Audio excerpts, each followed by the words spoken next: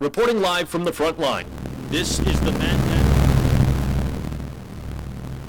I'm Joe Exotic, and welcome to the Mad Dad Podcast. Hello and welcome to Mad That, brought to you by Have Word Studios. I'm Harry Robinson. I'm Carl Riegler. And if you like what we're doing here, make sure to like, subscribe. Do all that. Like, subscribe, comment. This is Series 1. In Series 2, if you've got an idea of a guest who you know, please drop it below. We will listen. We will reach out to them. So, yeah. And we can get in touch with anyone, as we've famously proven. I mean, he's proved, you see the guests in this season, the people he's got.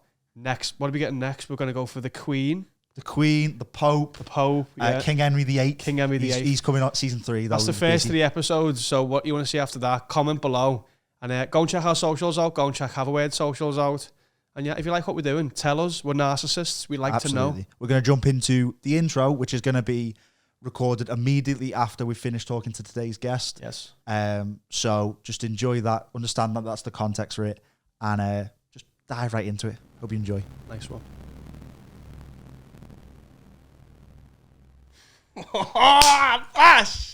That's how you do a season of Mad That.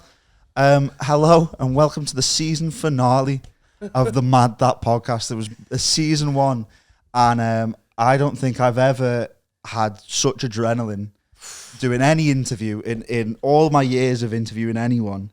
It's just struck midnight. Just struck midnight. We have just so today's episode is with Joe Exotic, the Tiger King. The Tiger King, also known as Joe Maldonado, born Joseph Shrivogel. Joe Exotic, for anyone who was living under a rock during 2020 when the world stopped, and Joe is possibly the most famous person on earth. He is a man who ran the GW Zoo in Wynwood, Oklahoma, that had a collection of big cats, you know, kind of tigers. He had ligers, he had crocodiles and chimpanzees there. It was a chimpanzees, exotic animal zoo. Shit he shouldn't have had. Yeah, and stuff that he got, you know, animals, endangered animals that he had kind of obtained with kind of illegal paperwork that he's now in prison for. Yeah. But what he's also in prison for, and he's currently serving a 21-year sentence, which he's said he's 7 years into, is 2 counts as well of conspiracy for murder for hire on his longtime rival Carol Baskin. I mean, if you want the full context of all of this story and stuff that we'll touch on and names that kind of get brought up slightly, like watch Tiger King. I mean, if you watched it back in 2020, you'll understand this kind of conversation. Yeah, everyone knows. The phrase "fuck Carol Baskin." Yeah, if you remember that, you'll know what he's talking about. You know, hello cats and kittens. Yeah. This was an interview that kind of came out of nowhere a little bit. We thought it was a proper pipe dream. Get as a guest, and but this guy is. Well, I'm gonna blow smoke up your ass. This guy is the fucking goat. You can get anybody. He's probably having a conversation with your mum right now. So Joe is in Fort Worth Federal Prison. Fort Worth Federal Medical Center is the name of the prison. He currently has 2 different types of cancer, which is why he's in a medical prison. And he, recorded this entire interview over prison phone. Yeah, which is why at times he has to come off, because there's prison fights going on in the background. You can hear kind of arguments and stuff.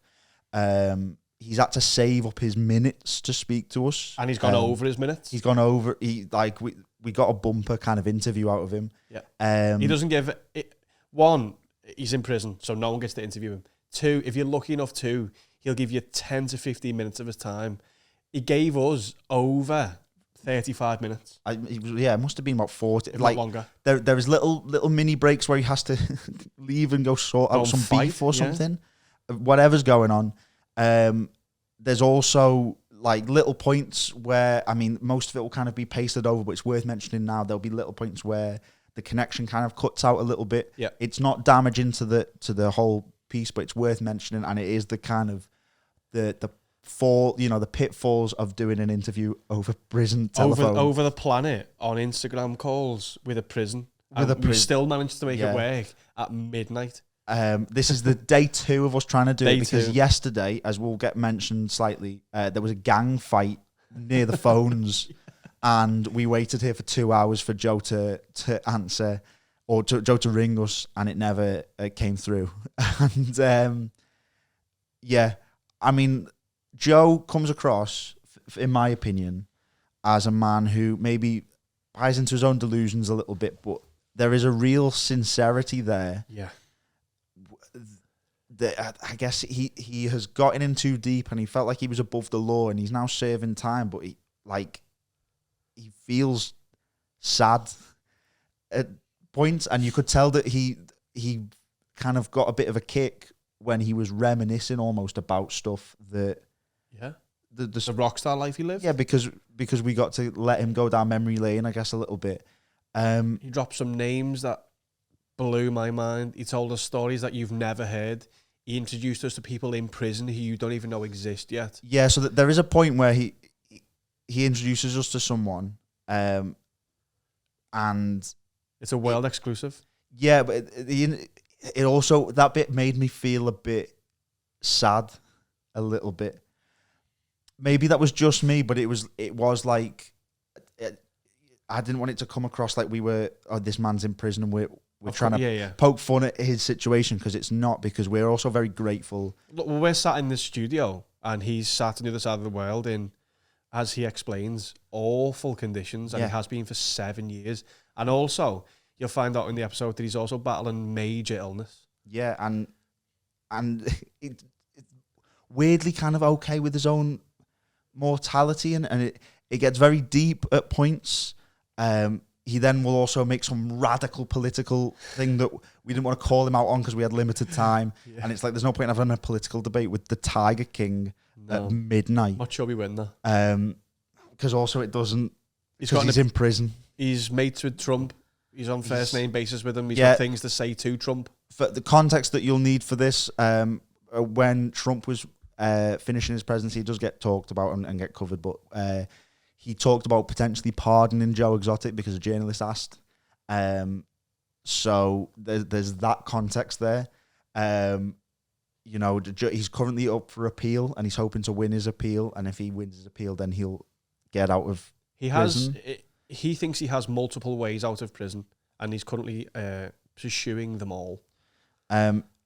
This, from a journalistic standpoint, I felt like this was a really difficult interview to navigate, because I wanted it, I think we did a really good job of making it feel journalistic, whilst also being, it is an entertaining, like, at the end of the day, it's Joe Exotic. He's funny. He's an outlandish fella. Yeah. So it's got serious bits, but it's also got such funny, stupid bits in it that I can't believe I'm hearing from this man who is essentially become like this, I don't know, part of the zeitgeist from such a mad part of the world.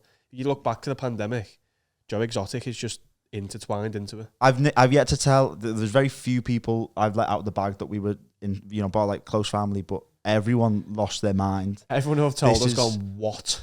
This is the number one guest. And you know what's so funny is kind of thinking back to the guests that we've booked for this season. Like, when we were booking them, there'd be times you'd put stuff on Instagram and you'd be like, this is going to... And that was like, when we booked in Shirley, to be fair, we lost our heads and stuff Shirley like that. Shirley was like the holy shit, wow. Absolutely. And still is. And everyone we spoke to has been like, I can't believe we got to speak to them. But when Harry texted me and said, Carl, I've got Joe Exotic, I nearly threw my phone out the window. But that was series 1, and we are this isn't just to us. the moon. We are not done. We are literally only just starting. We want to take it out of this space. We still want to do the podcast that we've done. We still want to speak to these incredible people, but we want to go out there and see these people where they live and do the shit with them. So our plan for series 2, which will hopefully mean 2025, is to go places, is to go to the States, is to go to wherever these guests take us. So leave suggestions for potential guests, leave suggestions for potential people and communities that you want us to mingle with, or things you want us to do.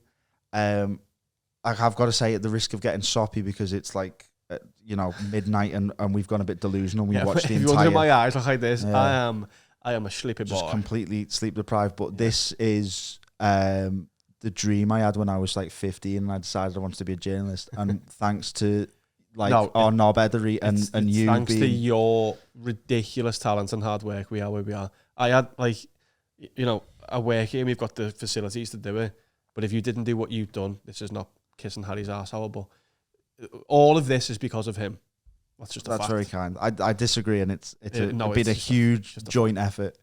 But yeah, I don't know. I feel just on cloud nine a little bit, and the fact that came to fruition and worked, and we got to speak to a man in prison. It just transcends belief on what. Yeah, we had the idea for Mad that 3 months ago. Yeah, maybe not even that. And within like a few days, we'd made like a list of kind of people that we wanted to speak to, and it came up as like I'd like to do that, and Harry is good at it. And I was like, let's do it, and then we didn't look back, and now 2 months down the line, we've filmed an entire season with genuine A-list guests when it comes to this world. Like, and it's mad. Yeah, it's mad that. It's mad that. Thank you for watching Series 1. Series 2 is coming up this year, if not early next year. Yeah. We promise it's going to blow this series out the water. It'll only come out when it's ready to top this and blow your head off. Yeah, it's going to be sick. So now let's get into Joe Exotic. Let's get into one of the wildest hours of my entire life. And at one point in 2020, he was the most famous man. I'll die on that hill. If you know, there's not a single person who didn't know who Joe Exotic was. It's just a fact. And now he's our mate. Yeah. So, last high five of the season. Yes.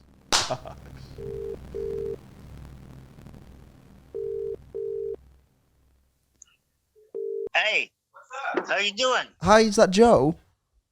Yes, sir. Wow. Hi, Joe. How are you? Can you hear me? Yeah, I can hear you. Can you hear us all right? Well, I mean, you got a pretty strong English accent, but we'll get through. Well, I'm Harry. I've got Carl on the line as well. Hi, Joe. Nice to meet you. How you doing? We're great. Thank you. How are you? Good. Not too bad. You know, I got scabies. Here in America, the prisons suck. Really? What's we're getting through it. What's the conditions like in the prison?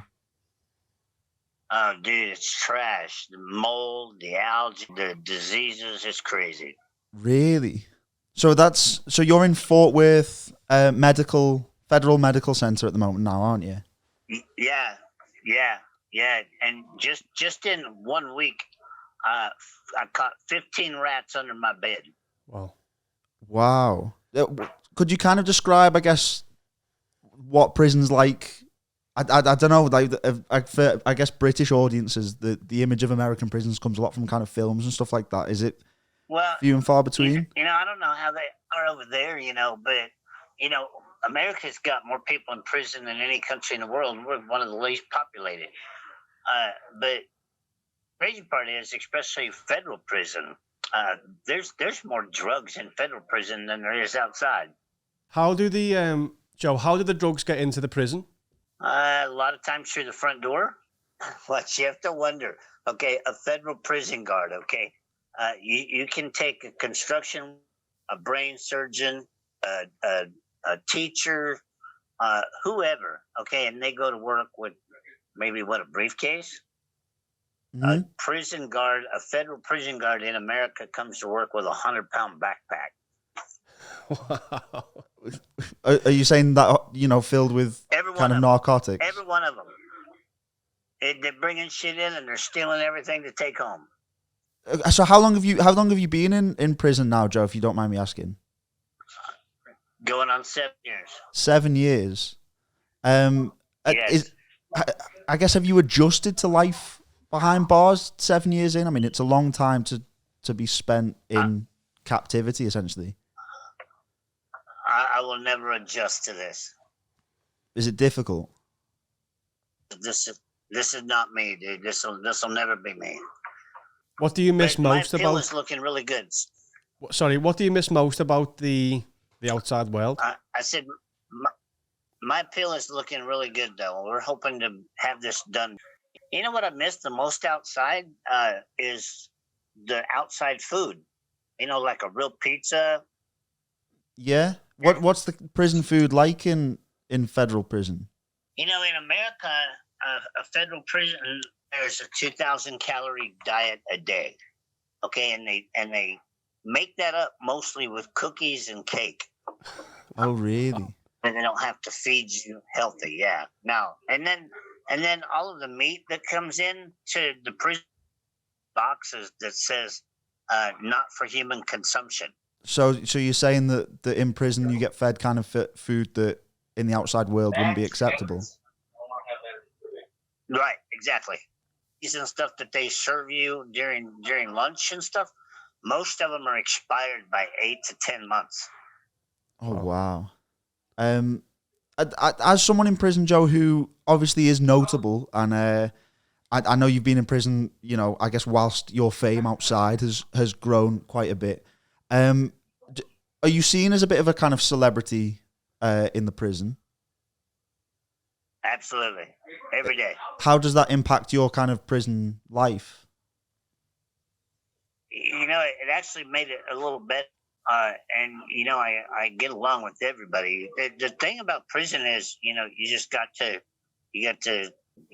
do good business, no bullshit, and honor your word, man, and you have no problem. When I was in North Carolina fighting cancer, my cellmate next to me was the Unabomber, Ted Kaczynski. And then, I was in for 3 months with one of the head guys with the Sinaloa cartel out of Mexico. And man, I've got along with everybody. So you were next to Ted Kaczynski, the Unabomber. You've shared Yes, time with him. Yes, sir. Wow. What was he like? Yeah, and then this year he hung himself. Oh, wow. I Wow, didn't actually know that. I'm not yeah. sure that's reached the UK news, but wow, that's Yeah, wow. that's unbelievable. I Yeah. mean, it is. Do you get treated differently, I guess, by the guards being someone of note in prison?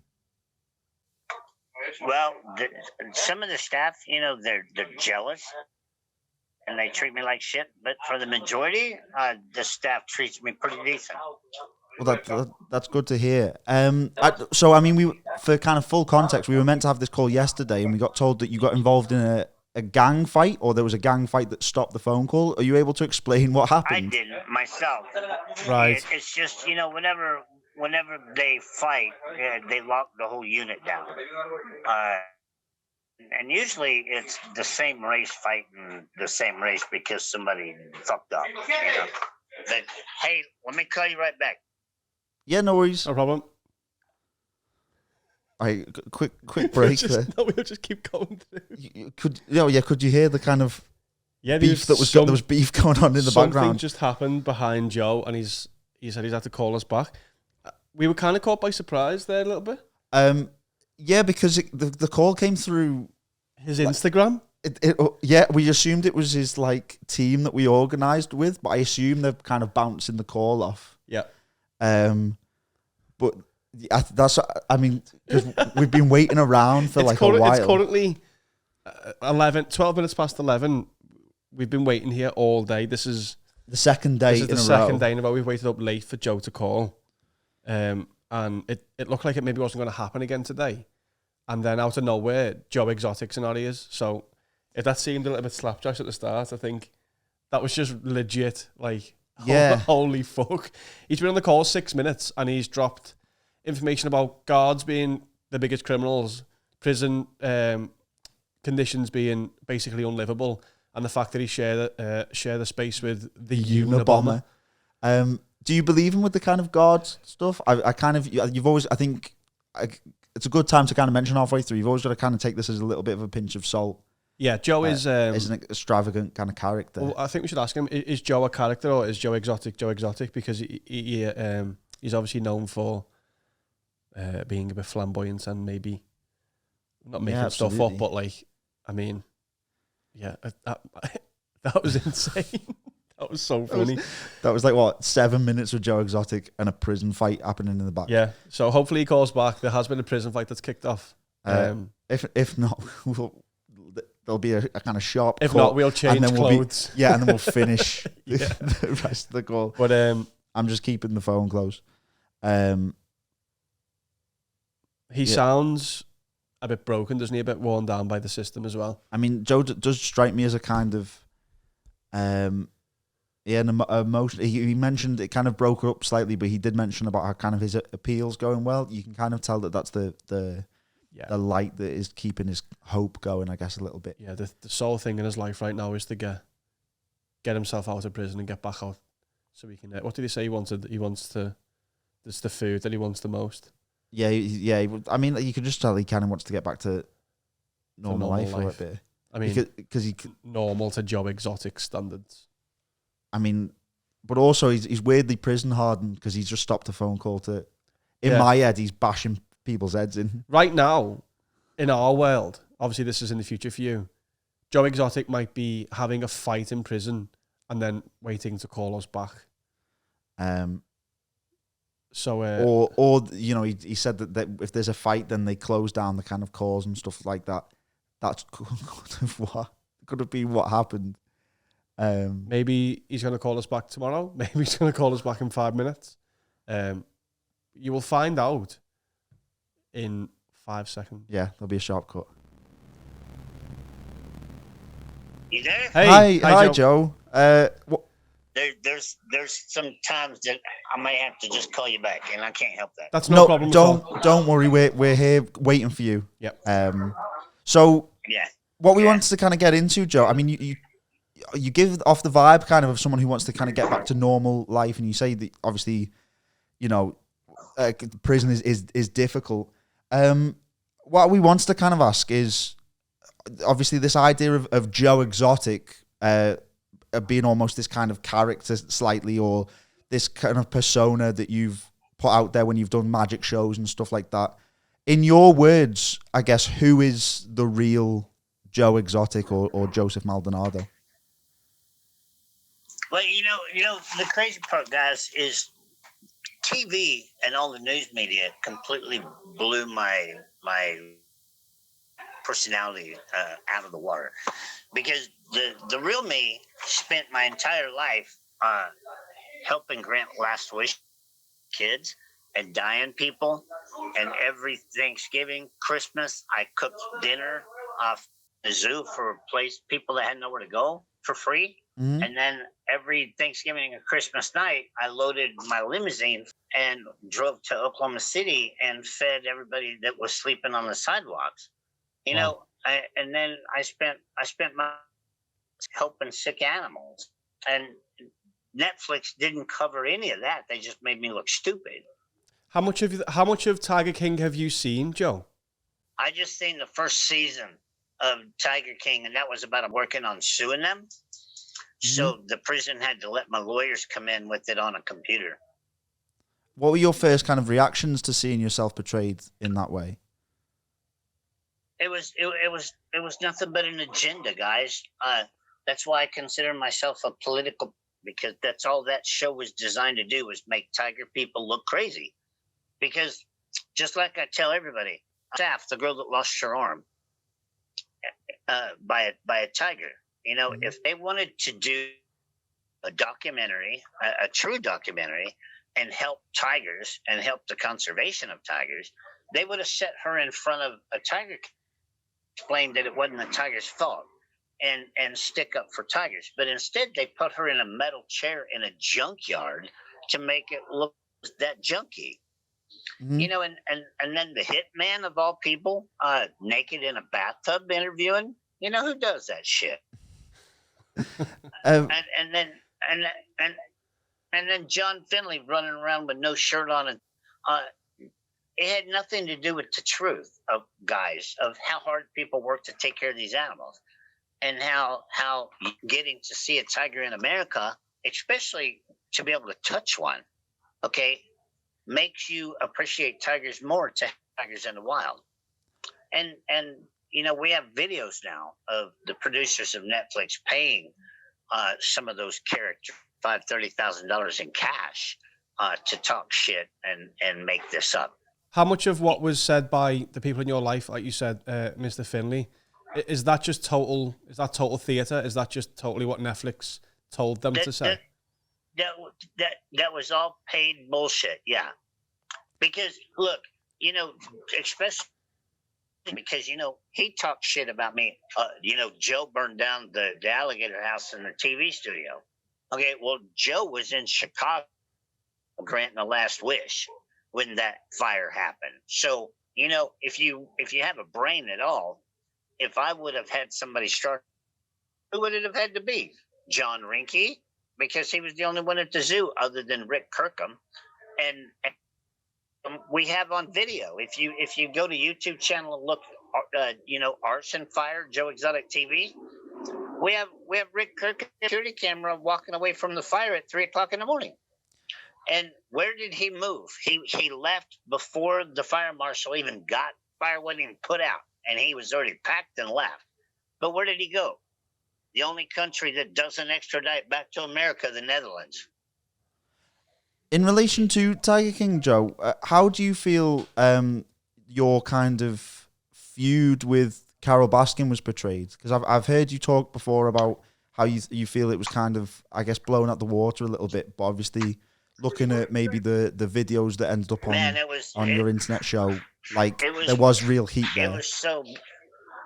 It was so blown out of proportion, and Carol made millions on a website called 911animalabuse.com, and I was her most wanted because she called taking baby to mom abuse.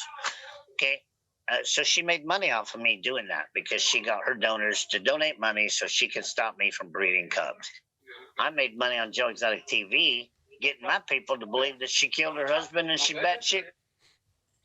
And, and that was pretty easy because what 50-year-old woman wears flowers around her head? Do you believe that she killed her husband, or was that like a kind of facade to get heat on her? Absolutely, because I have her original diary, and yes, she killed her husband. There was real heat there, though, wasn't there? Like, as much as you say that the feud was blown out of proportion, like I've seen a video of you shooting a fake mannequin of Carol Baskin in the face and and saying that you're going to ship snakes to her. So there was real animosity there. That was on Joe Exotic TV. So that was just theater. Have you ever seen the movie Jackass, the TV Jackass? Yeah. Okay. The crazier we got on that TV show, the more people donated money. See, the way that my TV show worked was you had to join $10 a month. Watch it, okay? And the website sent you a code that you logged in order to watch it. And then it had a chat to the TV show where you could interact, but you had to pay to do that too. And every night I had 70, 80,000 people watching that show. And the crazier we got, the more money we made. Do you feel that was ever been on Facebook? Do you feel that was a kind of there was a separation, I guess, between Joe Exotic, the character that was on Joe Exotic TV and shooting mannequins of Carol Baskin in the face, and kind of Joe Maldonado, the different Absolutely. So it was almost a amplified version of yourself. My television show I had teleprompters and ear mics and everything. The producers would type, what to do. Mm-hmm. But what got started with that, and the longer the TV went, we actually started another one called Joe Gone Wild, and it got crazier. And the reason why it got crazier is because one night we accidentally run across these people called the diaper people on Facebook. They're adult, wear diapers. Yeah. And they're really vicious people, okay? But there's a huge community of them. When you piss them off and they come after you, dude, they come after you. Right? But anyway, one night the diaper people, they dared me to wear, and John Rinke, the guy with no legs, they dared us to wear adult diapers during one show. So we were like, well, why don't you donate $500 and we'll wear adult diapers during one whole hour? And they did. Okay, they ran their credit card on our website and paid $500. So that gave us even another idea. Okay, So then we started doing dares, okay, for money. And there was nights, guys. We were making $10,000 a night. All right. Yeah. It got so crazy that John Rinke was eating Snickers bars out of a blow up sex dog's butt and all kinds of shit. People were all kinds of crap, and we did it. So was that the kind of amplification, I guess, of the Joe Exotic character is eating Snickers out of the arse? Yeah, of but see, blow-up they dolls? wouldn't let me. They wouldn't let me. They wouldn't let me explain none of that to the jury. They wouldn't let us show none of the, to prove that it was all made up bullshit. But yeah, one night somebody dared us to get a bucket of rattlesnakes on the show. Okay, so we got some rattlesnakes on the show, and I made a joke that I was going to mail them to Carol Baskin. Wow. Yeah, you can see how it looks like to a jury though of peers, I guess, how it looks kind of damning. Yeah, but you know, have you seen the videos where they all admit to lying now? No, I haven't. Oh, get on joeexoticofficial.com and look at the evidence link, the drop down evidence box, and all of the videos of them under oath now. And then Alan Glover, the hitman, even admits to having a plot to kill me. And he takes him to the zoo and shows him where he hid in the woods there at the zoo that him and Jeff were going to kill me with. They hid it like a weapon at the zoo? Yeah. Wow. What I wanted to ask, Joe, so there's news at the moment, big news about the Menendez brothers. I'm not sure if you're aware, but they've had a Netflix series made about them. And the LA district attorney has talked about kind of restructuring their sentence, and they come out on parole. Does that kind of irk you, I guess, a little bit as someone who was looking to be pardoned a couple of years ago by Donald Trump and like is now seeing, I guess, another Netflix? They put 30 years in, so I would say they've done their time. Mm-hmm. Yeah. Who pisses me off? Who pisses me off is Gypsy Rose. Okay, she murdered her mom, and she spent less than 5. Yeah, Gypsy Rose Blanchard. And now she's out, and she's out, and she's famous person. Making millions of dollars. Why does that piss you off? After killing her mom. Because she actually didn't even spend 5 years behind bars. She killed her. My people lying that I put a hit on Carol, and I'm still here. But I think the thing with Gypsy Rose Blanchard was that she killed her mother out of kind of self-defense, didn't she? Because of kind of Munchausen by proxy. You know what? I could have killed my dad and my brother for abuse when we all got a story to tell, don't we? Well, kind of touching on that, if you're okay talking about it, and if you're not, like, please say if it's a bit too personal. But what I wanted to kind of ask about as someone who myself, I lived in Oklahoma for a year. I lived in Norman, and I know about how it being quite a conservative Bible Belt country, and you as an openly gay kind of man having to grow up in an era where that's difficult, and how kind of people, even in your own family, kind of reacted to your sexuality. Would you be able to kind of talk about that and talk about how difficult that might have been? Well, I haven't talked to my brothers and sisters since brother's funeral, and then that was the only reason we had to talk. But other than that, I haven't spoken to him since 1982. Wow. Because I'm gay. And then, back then when my brother told my dad that I was gay, I was a police chief then, when I was 19. Mm-hmm. And then I had to go home one night to see what was wrong at mom and dad's house. And I got there, and my dad is like screaming so bad that spits hit. Hey, I got to call you right back. Okay. It came right into like a really sincere moment, and then it's like, oh, there's a prison fight happening. That's prison. We've had 20 odd minutes with him so far, and he's said some wild shit. Again, Joe strikes me as a man who has genuine sincerity there, but also then believes, I think, his own bullshit's maybe strong, but like I think he has a group of people kind of around him and his lawyers maybe that go like, this is our, because the whole Gypsy Rose Blanchard thing is a controversial issue and stuff like that. But yeah, he just wants to be a martyr. It's a weird target to pick a little bit. It's also funny that he kind of pushes away the Tiger King persona that was portrayed on the television, but then also quite clearly revels in it. Yeah, he revels in the celebrity, but not the portrayal. Yeah. And yeah, it's interesting. Anyway, we'll cut back in. Hopefully we're in the same clothes again. Hopefully, if we're not, it might be a message going like, "We're sorry, but Joe's been shivved in a Fort Worth prison." I think Joe's pretty loved. He's not going to get stabbed. He's coming across as a really likable person, which it conflicts me when talking to him, because there is the thing in the back of my mind of like, this is a man who done bad shit. Yeah, really bad shit. Or has been convicted of who maintains his innocence, but has been convicted of really bad shit in terms of murder for hire charges and animal cruelty. It's funny because that's kind of this is the last episode in the series, and that has been the running theme of each episode, is being conflicted between what we know about the person we're speaking to, what they've done or what they believe, whether that conflicts with our ideas or, most of them have, and then them being the person on the other side of the camera, because the majority of them, all of them, have been pretty fine people.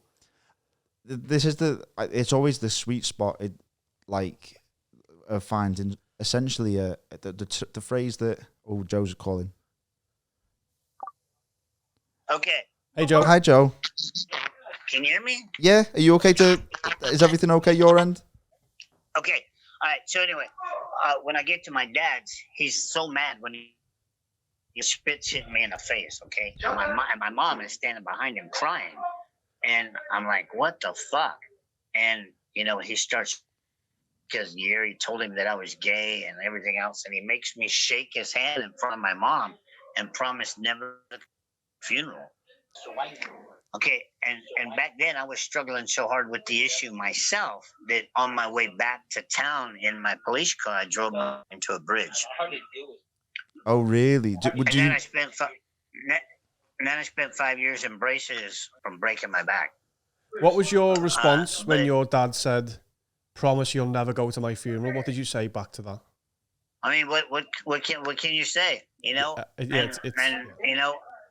Is it something that still sticks with you now?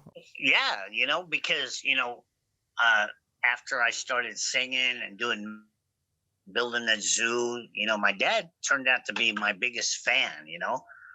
But my whole life, my dad never said he was sorry. He would buy you anything to apologize, but he would never say you're sorry. Okay. But the hardest part is he died while I've been in prison, and he got his wish to go to his funeral. That's tragic, John. I am really sorry that. Absolutely. I think regardless of people's opinions on kind of what you've been convicted of doing or whatever, I don't think you would wish that kind of thing on anyone. So I am really sorry that you had to go through that. So that's the story. So I spent $12,000 after going to psychiatrists to talk about it, and you know what I learned for $12,000? Mm-hmm. Fuck you if you don't like me, Joe. Obviously you kind of touched on it before, and again, this is personal. So if you're not happy to talk about it, then please do say. But you talked about your kind of cancer, your prostate cancer kind of diagnosis. How hard is that for you, kind of being in prison at the moment and having to deal, I guess, with that? Like, is that something that you struggle with day to day in prison? Well, okay. First of all, stress. Cancer lives off of stress because stress kills your immune system. Okay, and that just makes cancer spread that much more. But I started out with prostate cancer in November of 21. Mm-hmm. They sent me to a prison hospital out in North Carolina, and I was locked in a 12-foot room behind a door for a year. okay, with my shower and my toilet in my room, puking every day, chemo and radiation. And, people out in the world get cancer, and, they got their family, they got their TV, they got their refrigerator, they got their pets, and they got the whole support system. Okay. We, by ourselves in a 6 by 12 foot concrete room, fighting cancer and puking all by yourself. So I fought it. My prostate cancer is in remission, and now I have cancer in my left lung. And I'm sorry. I denied treatment because I am not going to do that again. So if I die of cancer before I get out of here, I die. That's what God wanted to happen. When I get out of here, if I get out of here in time, Dr. Drew, the television doctor. Yep. He is my personal doctor out in the world. Okay. And he has a whole team of people in Dallas, Texas that are going to take care of issues that I have. Well, we hope that you get the treatment that you deserve. Because the federal government doesn't give a shit about you. The gentleman, we have an outbreak of scabies in here now, and they left this gentleman lay here for 7 months, itching and bleeding and covered in scabies, to the point that my lawyers had to take his case and call the prison, start threatening lawsuits in order to get him medical help. Okay, so 7 months later, now there's 140 of us with scabies. Wow. You talk about you talked about this possibility of potentially of dying in prison. Has kind of cancer brought about these thoughts about maybe your mortality and if you're going to get out of prison, and how does that make you feel? Well, I'm 61 years old, and you read the news. You read the news every day that there's 31 years dies. This guy of 27 years, dies. Fuck, I could have a heart attack tomorrow, and I've seen it. I've seen more people die in here than I've seen go home, and it's a shame, because some of them are good people, and they put in 10, 11 years, and they die 60 days before they get to go home. But it's crazy. Is that something you're worried about, or is that something that you kind of come to terms with? I guess that it is a possibility. I've lived with a death wish my whole life, so it really doesn't bother me if I die in here. That's how come I walked in a cage with 20 tigers every day. Who cares? I never cared. Yeah, Joe, it sounds like you've lived the 4 or 5 lives of the average person, so. Or 9 lives. Or 9 lives. When you talk about leaving, do you still hope for a pardon? Because obviously, I truly believe that I'm going to win my appeal. Hope wins, because if Kamala Harris wins, we're dead. The rest of the world will own us. If Donald Trump wins, I believe he'll pardon me, right along with all the January 6ers. But I think I will win my appeal, so I really Donald Trump. But I've got a couple favors I want to call in, because there's a couple other people that I want pardoned, in here that deserve to be in here. Can you give us a name of one of them? Who else do you think needs to be pardoned? I'll give you first names. I'm not going to give you the full name. Shit, I got to call you back again. All right? Go ahead. This is the oddest but greatest. This is the season finale. Yeah, this is how we do season finales. At one Mad does Dad. We have podcasts like 5 connected phone calls with the Tiger King whilst a prison fight goes on in the background, because no one does it fucking better.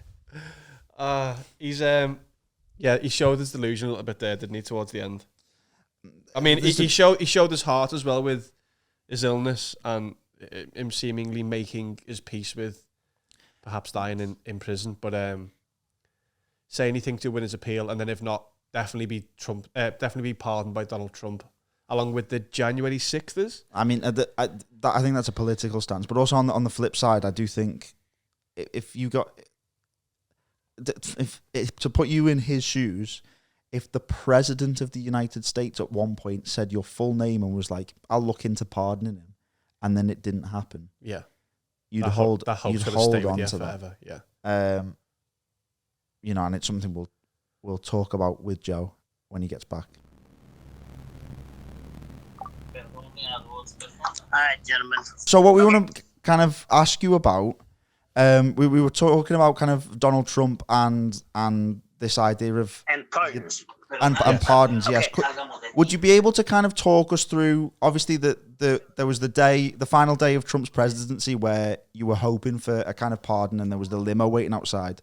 Would you be able to talk us through your feelings on that day and kind of what you were going through the motions when that was going on in the hope that you might get pardoned? Okay, it's the same. It's the same thing that with Tiger King. I was already in jail 2 years before it got filmed. Okay, Yeah. so I did not film with Tiger King, and I didn't make any money from Tiger King. It was the same way with all of the bullshit with the park.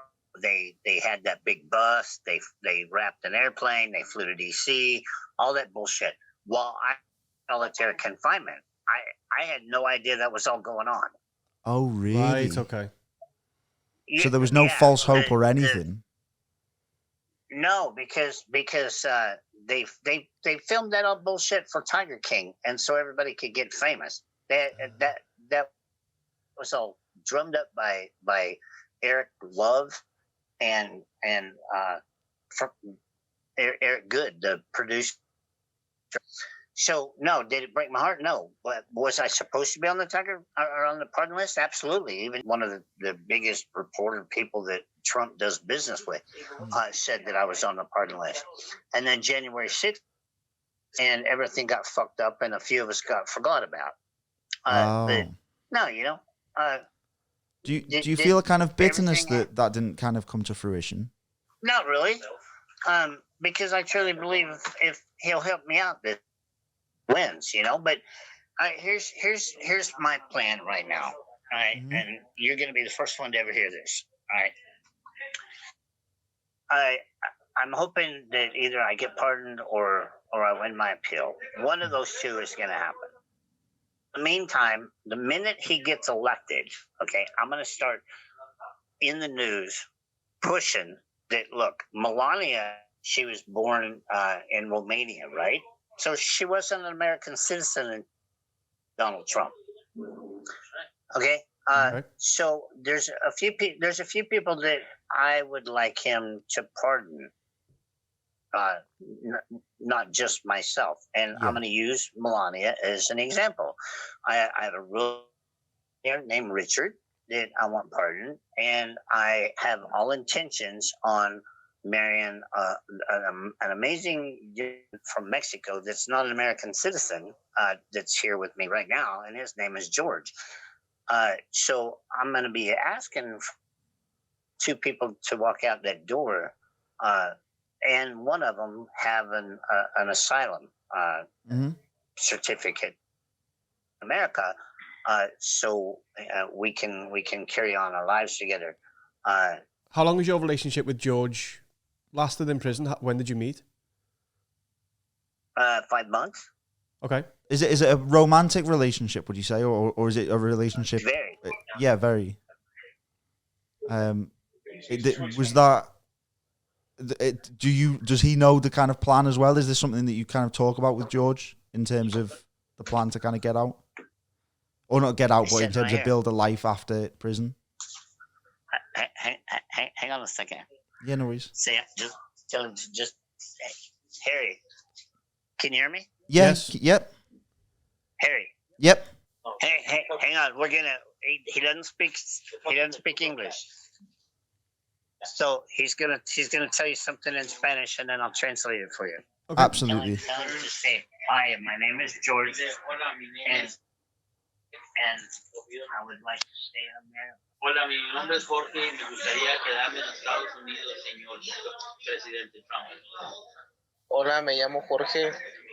Me gustaría quedarme aquí en Estados Unidos. Presidente Trump. Gracias. Did you get that? We got that loud and clear. What was the translation of that, if you don't mind, Joe? Harry.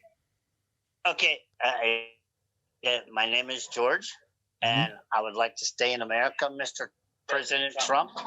But you know the thing about I'm all for closing the border and shit. But I've been here with a lot of people that are from Mexico and Honduras and everything else. These people are they're not the people that have been painted out there, to be rapists and murderers and all this bull. Everybody in here, just like George, he's serving time because he was already in America. Yeah, pulled over with a couple people that didn't have papers. So they're serving hard time for driving around Texas with a couple people that are in America illegal. But instead, do you find it quite? What are we doing? What are we doing right now? We're shipping them to New York and giving them hotel room. Do you find it quite ironic Do you find it quite ironic that you've endorsed kind of Trump for the presidency, and he's always had this kind of hardline stance, I guess, about closing the borders and stuff like that. I see the kind of likability. People behind the scenes, the man has a heart and can understand that a lot of these people deserve to come to America and work, because Donald Trump has illegals working for him somewhere. Okay, we're not. Allegedly. Allegedly. Yeah. So everybody deserves a sense. Do you have a message for? I mean, this is our kind of debut season of this podcast, but we have a platform that we're building it on. Under a successful kind of podcast umbrella. Do you have a message for Donald Trump? If we gave you this soapbox, like if you could speak to him directly, what would you say to him? If I could just talk to him face to face, you know what, you're probably one of the most amazing business people on the planet, and you're the only one that could stop all these foreign wars and get us out of all this bullshit. But I need you to focus and cut the rhetoric and the name calling. And I realize that is your persona, just like Joe Exotic shooting blow up dolls and bullshit. Okay, we both have a stupid side to us, but I still want to be in your cabinet. I have full belief that you will help me get out of here, and I want to be in your cabinet as the director of the Federal Fish and Wildlife. And I need you to grant asylum to my other half. He's from a horrible part of Mexico, and he's the most amazing person that I've ever met, and he needs your help. Well, thank you for that, Richard. Joe. Yeah, Richard's got to go with us, man. Of course, Richard too. He's going to be our ring bearer. Free Richard. Free Richard. Hey guys, I'm like way past my time. I've had a blast, but I gotta get off of here. Okay. Brilliant. Thank you so much, Joe. Thank you so much for your time, Joe. Joe, could you do us one thing before you go? You name it. Could you just say, "I'm Joe Exotic. Welcome to Mad That Podcast." The Mad That Podcast? Is that what that is? Yeah, yes. The Mad That Podcast. Okay.